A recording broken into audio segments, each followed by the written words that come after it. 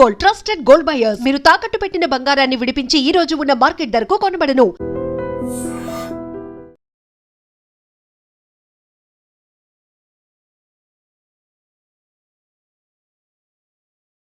న్యాయవాది, సామాజిక కార్యకర్త, రాజకీయ నేత సుంకర నరేష్ మరో విశిష్ట విజయాన్ని తన ఖాతాలో వేసుకున్నారు.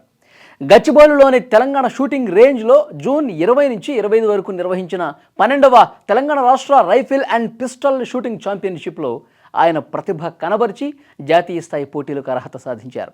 సీనియర్ పురుషుల వ్యక్తిగత విభాగంలోని 50 మీటర్ల పిస్టల్ ఫైర్ ఆర్మ్ ఈవెంట్లో సుంకర్ నరేష్ పాల్గొన్నారు.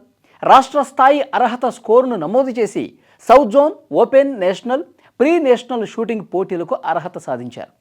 ఈ విజయానికి గత కొన్ని నెలలుగా చేసిన కఠోర సాధనే కారణమని ఆయన తెలిపారు.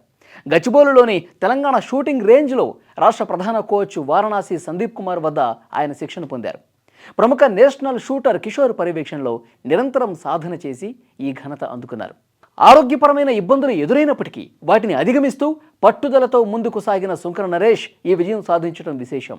న్యాయవాదిగా, రాజకీయ నాయకుడిగా, సామాజిక కార్యకర్తగా ప్రజా సమస్యలపై నిరంతరం పోరాడుతూ మరోవైపు క్రీడల్లోనూ ప్రతిభ చాటడం పలువురు నుంచి ప్రశంసలు అందుకునేలా చేసింది.